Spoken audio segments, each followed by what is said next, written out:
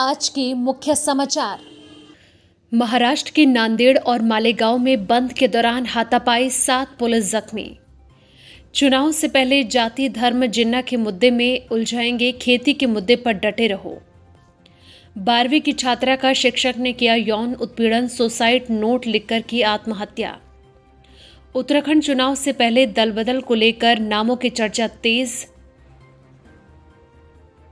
महाराष्ट्र के नांदेड़ और मालेगांव में बंद के बीच आज हाथापाई की घटना हो गई।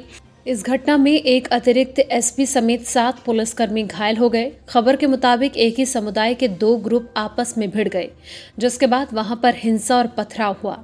बता दें कि पिछले दिनों त्रिपुरा में हुई हिंसा के खिलाफ मालेगांव में एक खास समुदाय द्वारा प्रदर्शन किया गया था और इस दौरान लोग आपस में भिड़ गए। हिंसा के बाद बाजारों को बंद कर दिया गया। पुलिस ने लोगों को उनके घरों में ही रहने की हिदायत दी है। आज हिंसक झड़प के बाद नासिक में एसपी सचिन पाटिल ने कहा कि मालेगांव में परिस्थिति अब शांतिपूर्ण है। उन्होंने बताया कि शाम को कुछ लोगों ने 3 से 4 दुकानों पर पथराव किया था। पुलिस इस मामले में कानूनी कार्रवाई कर रही है। इसके साथ ही उन्होंने बताया कि लोगों से किसी भी तरह की कोई गलत सूचना न फैलाने की अपील की। ऐसा करने वालों के खिलाफ सख्त कार्रवाई की जाएगी। बता दें कि आज हुई हिंसक झड़प के दौरान पुलिस की गाड़ियों पर पथराव किया गया। इसके साथ ही अमरावती में भी एक प्रदर्शन के दौरान 20 से ज्यादा दुकानों में तोड़फोड़ की गई। अब्दुल हमीद चौक पर एक खास समुदाय के हजारों लोग सड़क पर उतर आए। 2 गुटों में कहासुनी के बाद मारपीट हो गई। बताया जा रहा है कि त्रिपुरा में पिछले दिनों हुई हिंसा के खिलाफ मालेगांव में प्रदर्शन हुआ था। इस दौरान लोग आपस में भिड़ गए। बता दें कि इस साल बांग्लादेश में दुर्गा पूजा के दौरान अल्पसंख्यक हिंदू समुदाय के खिलाफ हिंसा की हालिया रिपोर्टों के बाद त्रिपुरा में आगजनी, लूटपाट और हिंसा की घटनाएं हुई हैं। भारतीय किसान यूनियन के नेता राकेश टिकैत ने अगले साल होने वाले विधानसभा चुनाव को लेकर किसानों से अपील की है कि राजनीतिक दल सभी को जाति, धर्म और जिन्ना के मुद्दे में उलझाएंगे, लेकिन उन्हें खेती के मुद्दे पर डटे रहना चाहिए। अगले साल की शुरुआत में उत्तर प्रदेश, पंजाब, उत्तराखंड, गोवा और मणिपुर में चुनाव होने हैं। राकेश टिकैत का यह बयान तब आया जब उत्तर प्रदेश में पिछले कई दिनों से मोहम्मद अली जिन्ना को लेकर राजनीतिक दलों के बीच बयानबाजी हो रही है।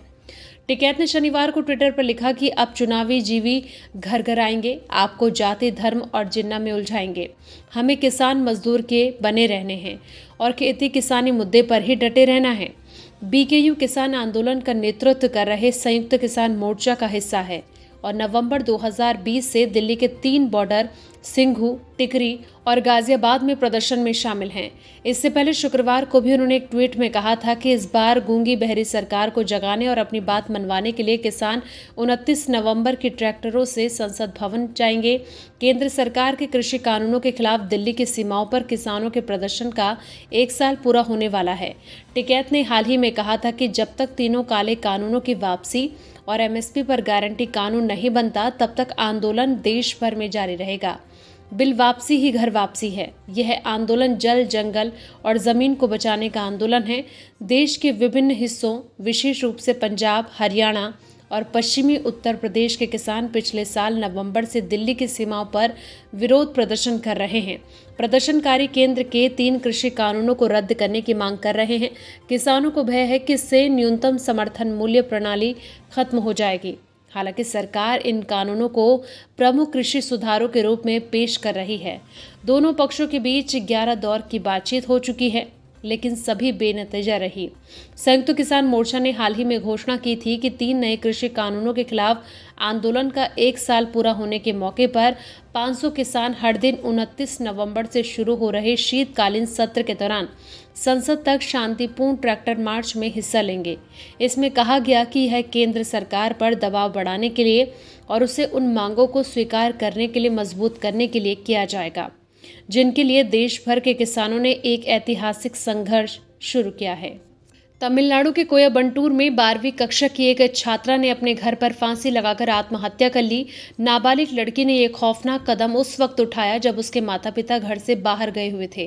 पुलिस ने लड़की के कमरे से एक सुसाइड नोट बरामद किया है, जिसमें 3 लोगों के नाम का जिक्र है। कोयम्बटूर में रहने वाली 17 वर्षीय पौंथरीनी एक निजी स्कूल में पढ़ती थी। वह 12वीं कक्षा की छात्रा थी। पौंथरीनी ने हाल ही में स्कूल जाना शुरू किया था, लेकिन अचानक वो अपने वर्तमान स्कूल को छोड़ने की बात करने लगी। वो वहाँ नहीं जाना चाहती थी, इसी वजह से उसे स्कूल से टीसी भी मिल गई थी। वह अपने कमरे में फांसी पर लटकी पाई गई। तलाशी लेने पर लड़की के कमरे से एक कथित सुसाइड नोट भी बरामद हुआ है, जिसमें 3 लोगों के नाम थे।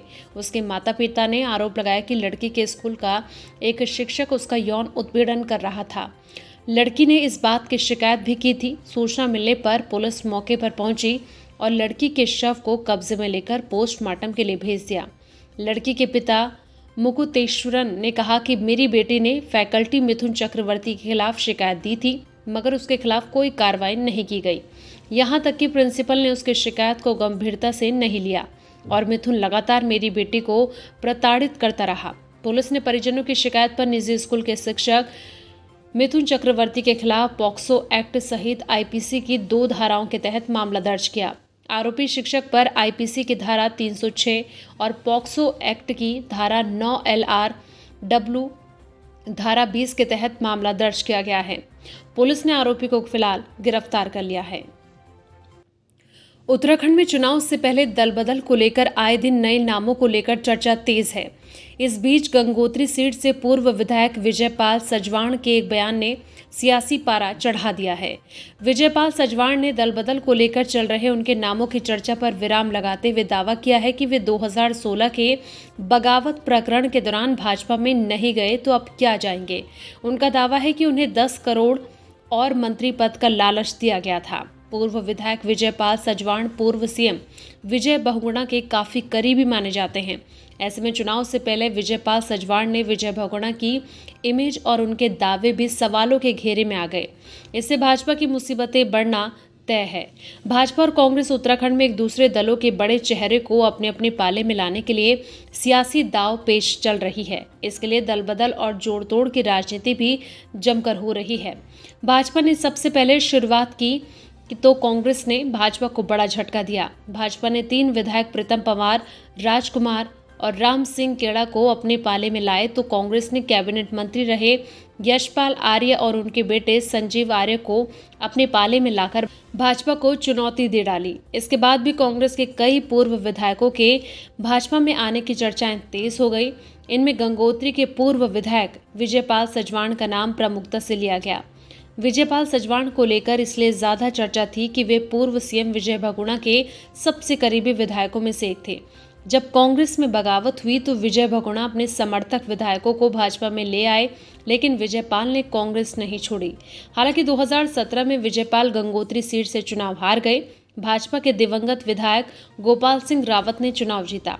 इस बीच गोपाल रावत का निधन हो गया तो विजयपाल सजवाण को लेकर कयास लगाए गए कि वे भाजपा में आ सकते हैं, लेकिन विजयपाल सजवाण ने एक कार्यक्रम में बड़ा बयान देकर सियासी पारा चढ़ा दिया है।